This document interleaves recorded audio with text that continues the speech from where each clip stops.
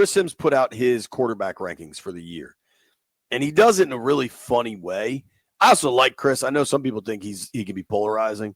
I think Chris is just Chris himself. doesn't mind going against the standard. Totally. And I think people don't like that sometimes. Most people just, like they said, they hear something, they see something, and they run with it. Don't know if it's got facts or anything to support it or not. They just go with it. So Sims put out his quarterback rankings for the year. And I don't think you can argue the top 4 odds for MVPs.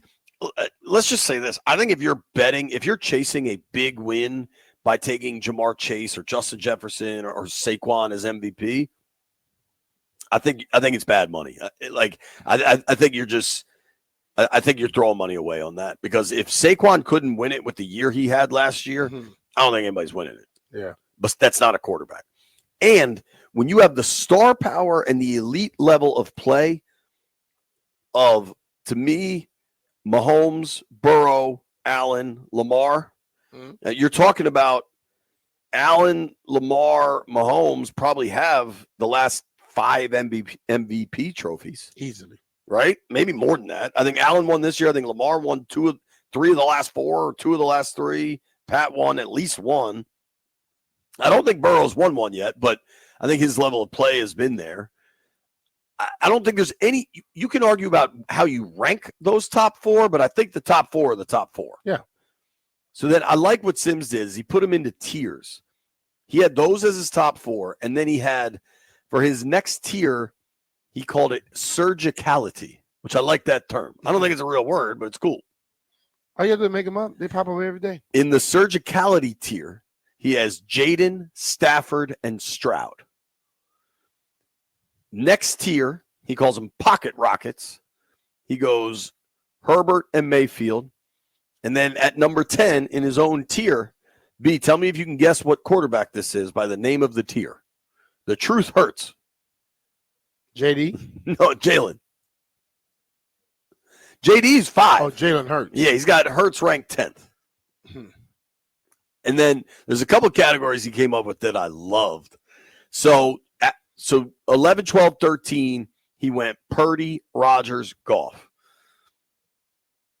Goff at 25-1 for MVP, like Greenberg suggested.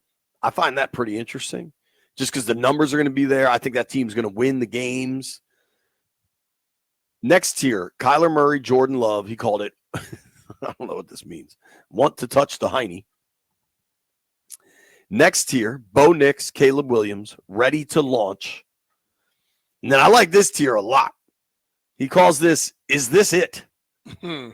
Dak, Tua, and Trevor Lawrence. I think there's legit, yeah, they get a lot of hype, but they're not there in the end.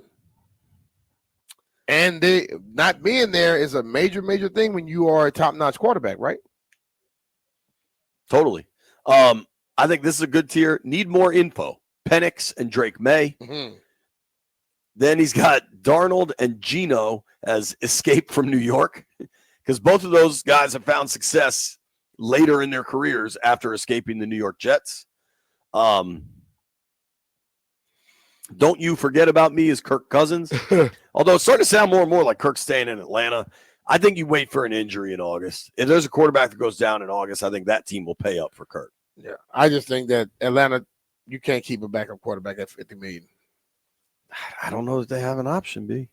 Hey, if they are thinking about letting him go and paying some money for him to go somewhere else, you can let him go and just pay him. But having a $50 million backup quarterback on your roster, that is not conducive to anything good. I agree. That every interception, that becomes a conversation, you know? That's why I didn't think this team, and I'm so glad to not have to have conversations about this. But when they were going with Howell, that's why I didn't think they could keep Heineke around, because there'd be parts of the fan base that would want Taylor. Oh yeah, we knew that. Cam Ward, he calls a ready rookie. There has never been a less talked about number 1 overall pick quarterback than Cam Ward, and I think that's a great place to be. You better be taking advantage of it, though. What do you think of this category? Justin Fields and Daniel Jones land in the category of still on the toilet, which I think is for a reference to bleep or get off the pot. Yeah. Russ Wilson, he just put a clicking clock on it. Mm-hmm. Young mysteries, Bryce Young and J.J. McCarthy. Then he got backup supremes, Flacco, Willis, Winston, Mariota. This is my favorite category.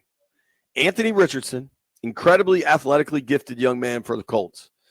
He said, wow or whoa. Yeah. Like, because he'll make a play. He can get that. Like, the pass he threw, that was the long pass, but he had 45% completion rate. Do you think he can ever overcome checking himself out of the game? It's going to be tough. He has to come back and do some astronomical things. You know, you're the quarterback. You check yourself out of the game. So now, if he had been hit in the head and he sat and he was like, couldn't really get his bearings, I understand that. He was tired. He was tired. Bro, at the quarterback position, and you walk off the field, the next time you tell somebody, come on, man, we need you to help us out, what are they going to say? You did. You know what I mean? Yep. So, it's going to be hard to live that down. Outlive that. You know what? Have you watched, I know you don't watch many movies, but they made a movie out of the Kurt Warner story. For me, the movie kind of stunk. It was much too much about his wife. But I could have told you right off the bat that if that movie is how their life is, it's going to be a boring ass movie. It's like every time he's around somewhere, she takes over. He's in the back seat, and that's not the story. That's not what people want to do. But he goes along with it. So hey, to each his own. So the reason I brought up the Kurt Warner movie as we're talking about Anthony Richardson, I think Kurt Warner clearly is good at the media and obviously has made friends with the right people in media. Mm-hmm. I think a lot of his Hall of Fame was because of that. What does not get talked about enough, but they did put in the movie, but they still kind of put it in a flattering light. So everybody's like, oh, Warner never got a chance. Warner never got a chance, right? I didn't know this till I watched the movie. I don't know if you know this part of the story. You may.